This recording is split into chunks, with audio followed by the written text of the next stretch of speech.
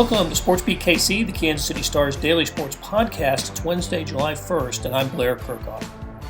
Our thoughts about major college football when June started were mostly about when athletes would arrive back on campus after remaining home during the COVID pandemic. But by the end of June, the narrative had changed. It was a month of social activism, and it included Kansas State. Less than a week ago, players threatened to boycott if the university didn't address a social media post that was disparaging to George Floyd, who had died at the hands of a white Minneapolis police officer. The team was supported by the school's president, General Richard Myers, football coach Chris Kleiman, and athletic director Gene Taylor. The university and athletic department announced some changes on Thursday. We talk about those and the events of the last week with Kansas State beat writer Kellis Robinett. Here we go. Kellis, you've been pretty busy the last few days. Let's bring us up to speed on the latest. Where Kansas State put out a couple of releases today, Thursday, on basically calls for action by the university and the athletic department. How about just giving us some highlights of what we heard today from Kansas State, and after you do that, we'll go into deeper detail about how this all started. Yeah, it's funny. Somebody asked me over the weekend, what do I write about when there's no sports going on? I'm like, man, you must not be paying very much attention. This has been one of the busiest weeks I've had. Absolutely. So the Kansas State football team announced last week, in unison, that they were pretty upset about the insensitive tweet that a fellow student sent out about George Floyd, and until the university created a policy that would basically deter future students from doing the same thing, they weren't going to participate in any kind of practices or games or meetings or anything at all, really. So they kind of effectively were going on strike. And since then, the university has really backed them every step of the way. Chris Kleiman's come out and issued a statement supporting them. The university president has sent out 2 letters pretty much doing the exact same thing. And then today, the university detailed, an 11-step process in which they're going to, the words they're using exactly are stop hate at K-State and combat racism on all of our campuses. And those, range from anything from increasing recruitment efforts that'll aim at bringing a more diverse student body to Manhattan, to, initiating some type of policy that will make it, that will create punishments for students who use platforms like social media or other areas to just basically spew hate against other students and so forth. And then on top of that, the athletic department said they're going to expand their diversity and inclusion program to do a number of things, including publicizing the Black Lives Matter movement at future sporting events. All their home games are going to try and do that. So I think a compromise can probably be reached here. It seems like the university is doing what they can to go ahead and find a solution to this problem. Yeah, and it is the issue. It started last Friday, right? I think that's when the tweet was. Sometimes I get my dates wrong on this, but the tweet was really disparaging. I'll read it. It said by the Kansas State student, it said, "Congratulations to George Floyd on being drug-free for an entire month." And it's just a horrible thought, really. And the response was swift and harsh from across the country, really. And but for the purposes of the immediacy, the Kansas State football team really took exception, and that's when we heard about the potential for the boycott and protest. Kellis, but so it did create a dilemma, though, right? What else we learned here today is, and listen, the boycott, the football players and not just football players, but other athletes were upset and want this kid kicked out of school. And what we learned today from the university is they're not going to kick the student out of school. They can't kick him out of school, and that's what we found out today as well. So where does that leave the football team and other athletes? It's probably too soon to tell since this news is so fresh. Right. For now, that remains unclear. It's interesting because originally some athletes kind of on their own said they either wanted the student kicked out of school or severely punished before they would represent the university again on the athletic field.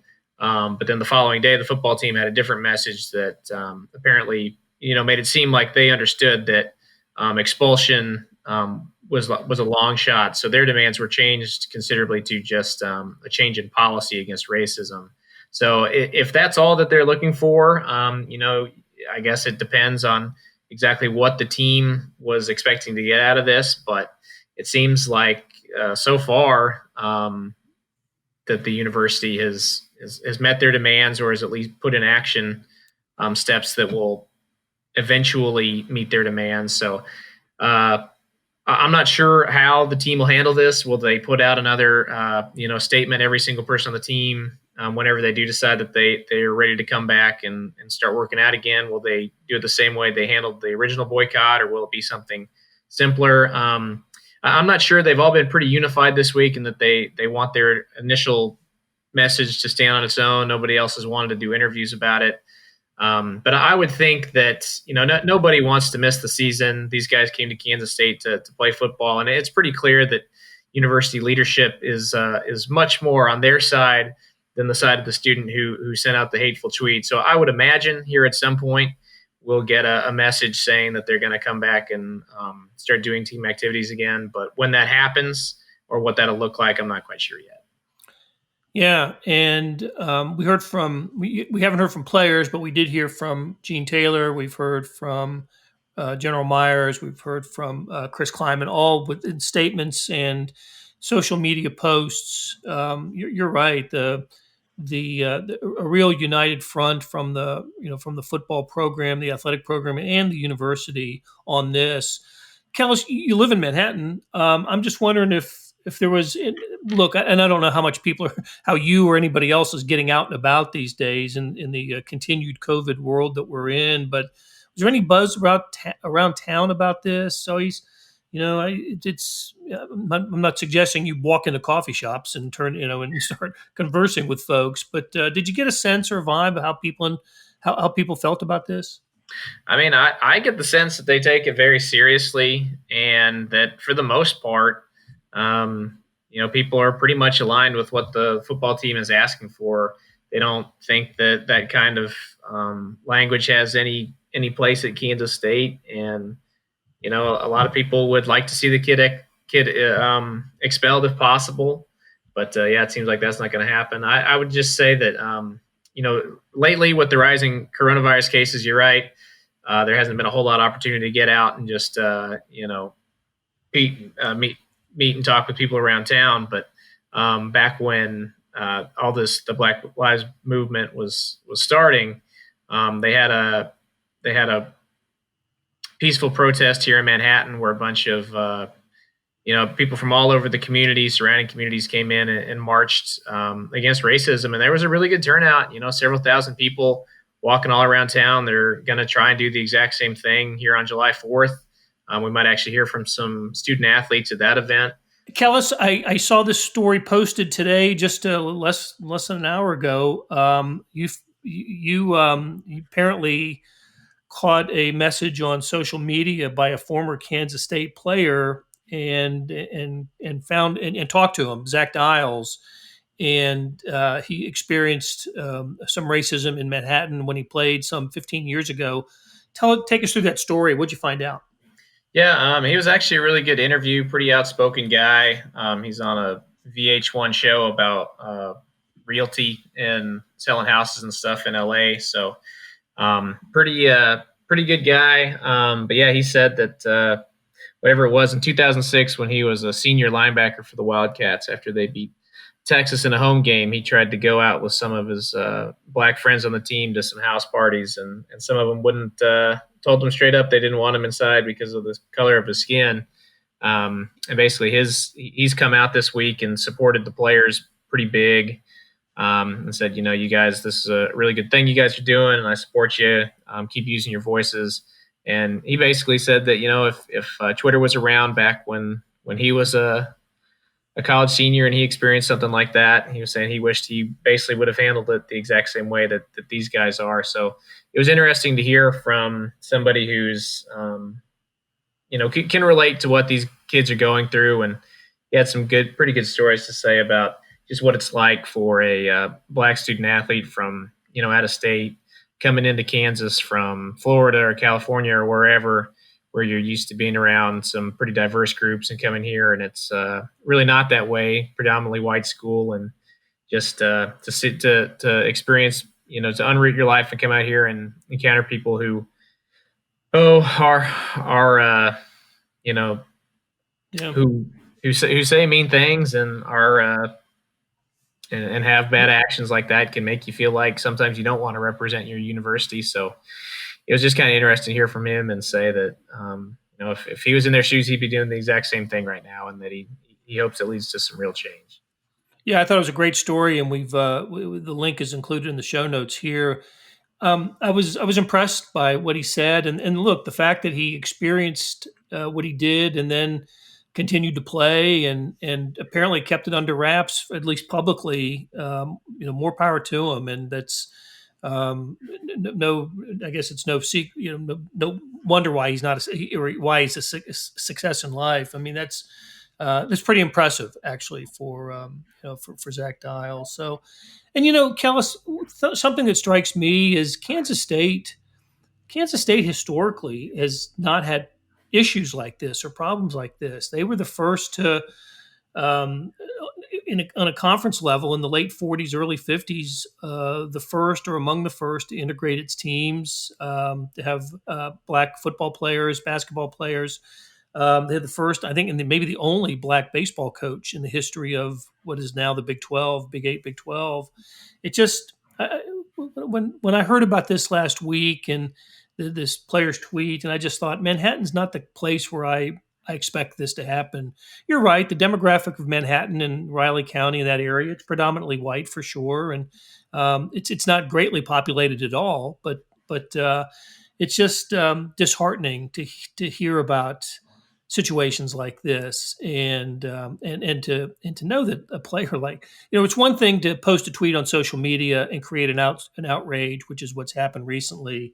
But when I read your story about what happened is just, in this century, right, that it could happen to a K-State football player in this century, to be turned away, he and, fellow football players be turned away from a party because they were black. I was really shocked by that. Yeah, not the greatest picture, but I certainly would say that in my experiences around town here, I think that's very rare. Like you said, this seems to be a pretty inclusive place, especially for athletes. I mean, the people in this town, borderline worship some of the guys who go out in the football field and the basketball field. I think in some ways, while it's certainly good that there's been a reaction to the insensitive tweet that came out last week, and that there's been a movement to try to, eliminate that kind of thinking and talk entirely. I would say, it's not really representative of the university or this community. I would say it's, extremely rare, and it's just kind of one bad apple trying to paint everything else as ugly when it isn't. It's like you said, Kansas State has always been pretty welcoming of black players. Tiger Woods' dad played baseball here way back in the day. So, and they've got a lot of black coaches on their basketball staff, on their football staff. Neither of them are head coaches, but I'm pretty sure every single one of Bruce Weber's assistants, Chris Lowry, Shane Southwell, that they're all, he goes out and hires minorities. So does Chris Kleiman. So they're inclusive, and they've clearly gone out and at least tried to put forward some new policies that'll make them even more diverse in the future. Very good. Okay, Kellis, let's take a break, and when we come back, we'll broaden the scope a little bit and talk more about what's happening in college football around the country. We'll be back right after this. Hey, it's Blair. We have a special subscription offer for SportsBeat KC listeners unlimited digital access to the Kansas City Star's award-winning sports coverage. Sign up now for 1 year of Sports Pass for access to all the sports news, features, and columns presented on the kansascity.com site, and it's only $30. That's a 40% savings off our regular rate. Your subscription will automatically renew after the initial term at $50 unless you tell us to cancel. Your subscription helps support the sports coverage of kansascity.com and the Kansas City Star, and that support has never been more important.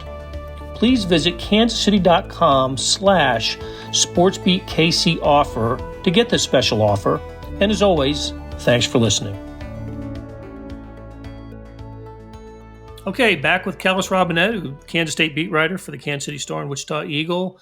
And Kellis, the Kansas State and the threat of a boycott over a tweet, a racially insensitive tweet, was just the latest in a series of events that have occurred around campuses around the country.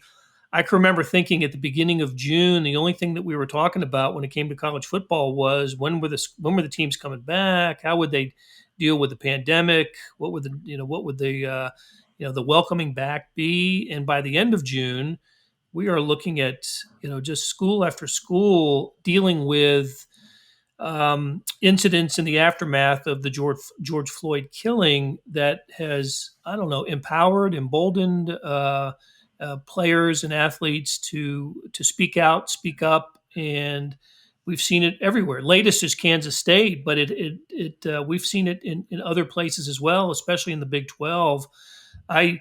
I wrote a little column about it this morning. I think that maybe the biggest moment over the last month was when Oklahoma State running back Chuba Hubbard, called out Mike Gundy on social media. Gundy wearing the T-shirt that he found offensive, and by 24 hours later, Gundy, in his second video appearance, apologized for the insensitivity of after talking to his team, the insensitivity of the T-shirt. So I know it's a kind of a broad question, but why is all this happening now? Besides the obvious, the reaction to the George Floyd, but does the pandemic play into it? No football action. Why is this happening? Well, I think that's part of it, just that there's so little else going on. Everybody's in quarantine and on Twitter all day and looking for anything to speak up about. I do think that's part of it. If we were in a normal schedule, maybe that wouldn't be this way. But I also think that kind of what you touched on in your column, which I thought was really good, is that a lot of these players have figured out that they've got some power, they've got a voice. And if they choose to use their platform in the right way, people will listen. You mentioned a lot of things there in your intro to this question, but even at Mississippi State, their star running back Kylan Hill came out and said he wasn't going to play anymore unless the state changed its flag. And what happened? Within a few weeks, the state flag was changed. Even though that upset some people, I would certainly say it was a good move. But that just goes to show you that these athletes have power, and a lot more so than even 5 years ago. I feel like it used to be that if a player spoke up against a coach or really anything like that was deemed to be politically correct, they were just kind of beaten back, and the coach had the power, not the player. And now I don't know if some of the reform that's happened in NCAA athletics with the transfer changes where coaches can't hold players back anymore. I don't know if that has anything to do with it, but it's all kind of added up into this current scenario where if players are truly unhappy about something, they can actually step forward and say, hey, I want some change, and people have to listen to them. And I think that's the biggest reason it's happening right now. Absolutely. You're right. I think they understand that there's no game without them. There is no, and without game, there's no. We've stressed the importance of the revenue that college football generates for the athletic department in this in the weeks and the months that we've been inactive because of the pandemic. We've emphasized just how much football revenue means. So.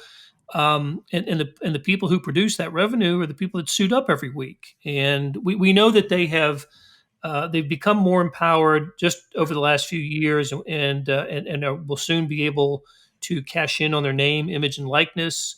So I've long believed that needed to happen. It's going to happen, but to broaden, it's one thing to stick up for yourself, right, and to be able to monetize your image, but to take on the bigger issues like what Kansas State players are doing. And you mentioned Kylan Hill at Mississippi State, he was backed by his football coach, Mike Leach, and also Ole Miss coach Lane Kiffin, along with a bunch of other coaches and athletic administrators in that state. They went and visited the state legislature to support the idea of getting the Confederate emblem off of the Mississippi flag. And the other couple of the other examples, the University of Texas players have listed some grievances that have to do with the names of buildings on campus, buildings that were named for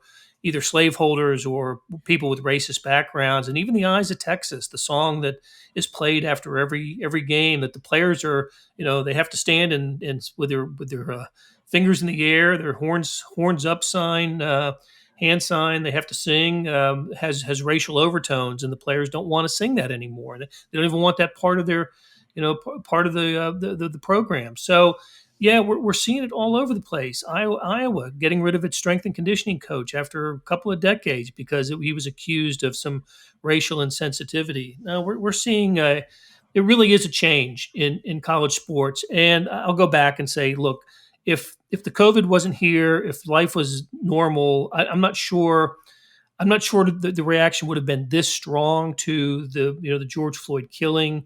But I just think the pent up the nature of life right now has given just maybe given the players and athletes, college athletes, a kind of a stronger platform or forum to make their voices heard. And listen, I think it's good. I think it's a good thing. They're realizing what their influences is and they're using it, and they're using it for social change and justice. And what better way to use your voice than to create fairness in what you think is in situations that you believe are unfair. Yeah, I'm all for more power for the athletes, and I think one thing that all this coronavirus stuff has really pointed out, when everybody says that football is just vital to the college athletics world, in that if it's not played this season, all these athletic departments are going to lose a lot of money, and they don't know how they're going to make ends meet in future seasons. I think that's opened some eyes for some players too, that if football is that important, maybe they should deserve a little bit more. And now they're kind of trying to exert a little bit more power because they know that they have it. Right. Hey, Kellis, the last time we talked to you, we talked about the COVID and the pandemic and Kansas State's numbers. Any news or any updates on that? What's happening with the Wildcats and their football players? I forgot what the number was for players that needed to be quarantined, but it was a little higher than some of the other schools. Yeah, so when they decided to go ahead and shut down all football workouts, they had 14 positive cases, all within the football team. And they said that was just too many. It was spreading too fast. So they told everybody to go back home and come back in 2 weeks. So starting Sunday, players if they want to, are allowed to come back, start returning to campus early next week. The hope is that, again, this is if the players decide to end their boycott and come back. Next week, they would start testing again. And on July 13th, that Monday, they would go ahead and resume workouts. So obviously, most of the players have gone back home. Not too many are around right now, so we'll see what the numbers show when they test again. That'll be the big the big thing to find out what they can do from there. But the main thing that they've really stressed is that you need to wear a mask. You need to be careful when you go out and mingle, because if you want to have a football season this year, you need to have this coronavirus stuff under control.